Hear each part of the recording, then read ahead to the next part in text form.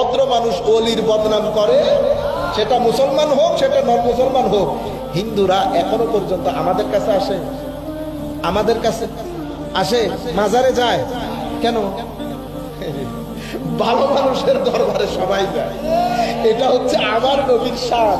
আমার নবীর দরবারে সাহায্যের জন্য ইহুদিরা আসতো না, খ্রিস্টান আসতো না, নন মুসলিম আসতো না, আমাদের কাছে আসে? আসে? আসে না তো। কেন আসে না? কারণ আমরা আমার নবীর চরিত্রকে ধারণ করি না। সেই জন্য আমরা এলমওয়ালা, হেকমতওয়ালা না। আর আল্লাহর ওলির দরবারে হিন্দুরা যেত, যায়, যাবে, জীবদ্দশায়ও যায়, দুনিয়া থেকে চলে যাওয়ার পরেও যায়। কেন? কারণ ওনারা হেকমতওয়ালা। আমার আল্লাহর ফয়সালা কি? আল্লাহর ফয়সালা হচ্ছে ইউতিল হিকমাতা মাইয়াশা, যাকে ইচ্ছা আল্লাহ হেকমত দান করেন।